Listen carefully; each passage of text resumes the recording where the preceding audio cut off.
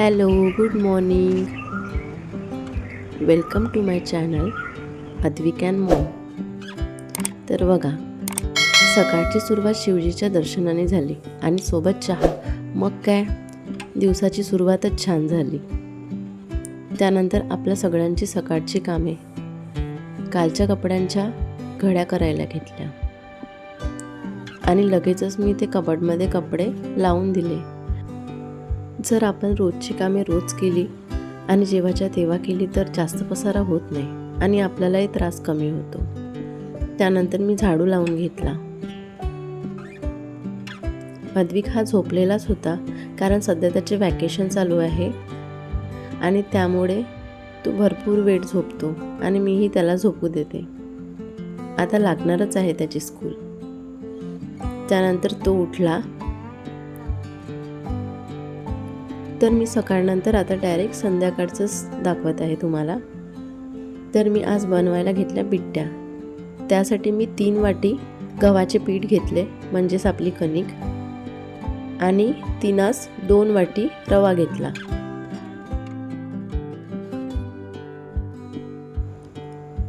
आणि आता त्यानंतर मी त्यामध्ये घालणार आहे 1 मोठा चमचा तीळ.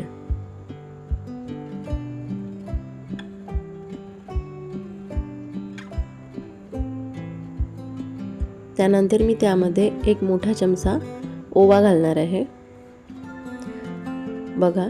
आणि कोणतीही वाटी असो, जर तुम्ही 3 वाटी कणिक घेतली तर 2 वाटी रवा घ्यायचा.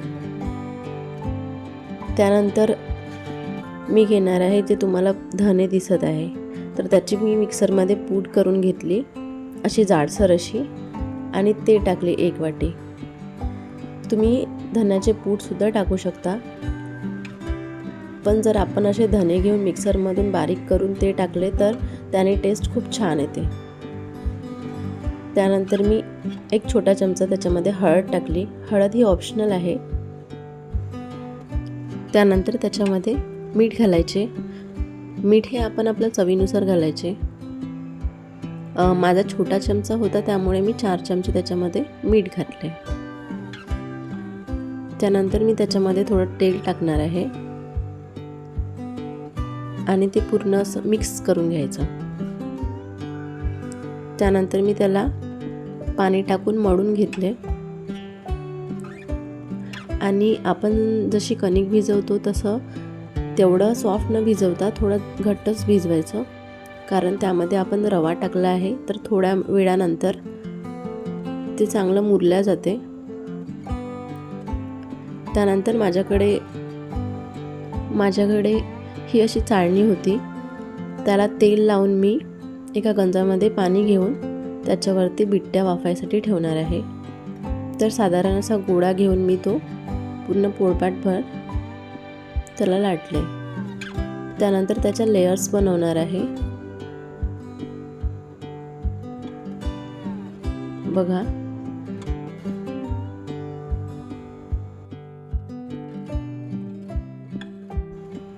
तेल घ्यायचं आणि त्याला लावून प्रत्येक लेअरला तेल लावून ते रॅप करत जायचे आणि नंतर त्याचे काप करून घ्यायचे. साधारणतः एका पोळीचे काप 4 होतात आणि नंतर ते आपण वाफून घेऊयात.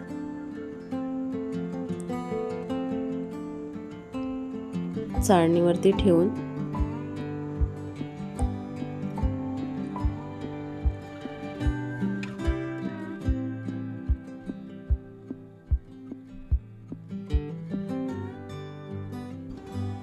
वाफून झाल्यानंतर मी ते चेक केले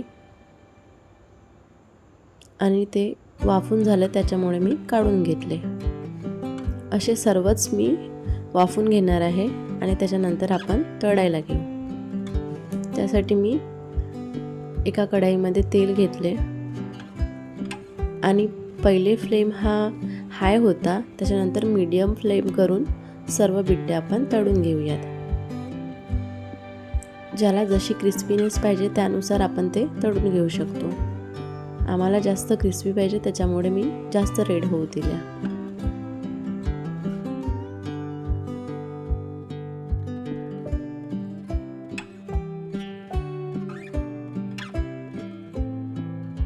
आता बिट्ट्या तर झाल्या, बिट्ट्यासोबत पाहिजे ती वांग्याची भाजी.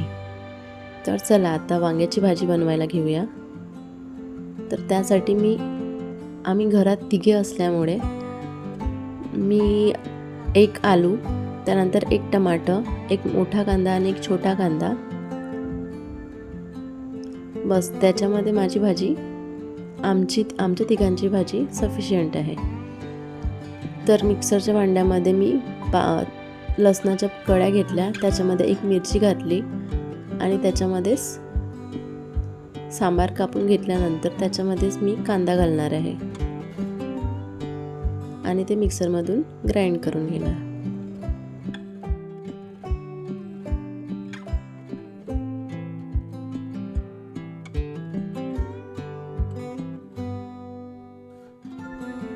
बघा, कढईमध्ये तेल घेतलं, त्यामध्ये मोहरी, जिरं, त्यानंतर जी आपण पेस्ट बनवली होती कांद्याची, लसणाची, ती पेस्ट घातली.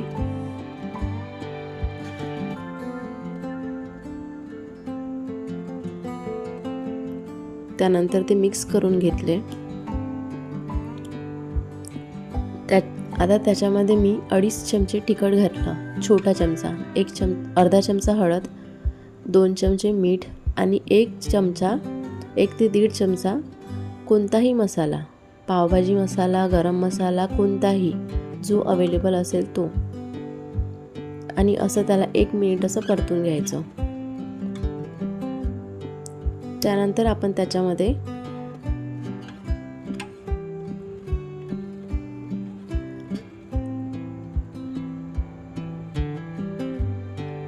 आता बघा, हे तर आपण सर्वच करतो. ज्या मिक्सरच्या भांड्यामध्ये आपण ग्राइंड करतो त्याच मिक्सरच्या भांड्यामध्ये थोडं पाणी टाकून ते भाजीमध्ये टाकतो. त्याआधी मी त्याच्यामध्ये आलू आणि वांग्याचे जे काप केलेले होते ते मिक्स करून घेतले. त्यानंतर त्याच्यावर झाकण ठेवून 1 मिनिट त्याला वाफवून घेतले आणि आता त्याच्यामध्ये आपण ॲड करणार आहे थोडं पाणी. आता पुन्हा त्याला साधारणतः 1 ते 2 मिनिट वाफवून घ्यायचं आणि मग त्यानंतर आपल्याला जेवढा रस्सा पाहिजे आहे भाजीचा त्यानुसार पाणी ॲड करायचं.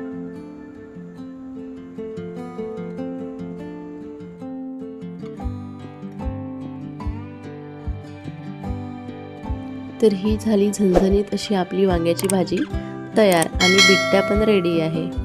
तर या जेवायला. अद्विक तर माझा मस्त एन्जॉय करतो आहे बिट्ट्या. So take care, bye, like and subscribe.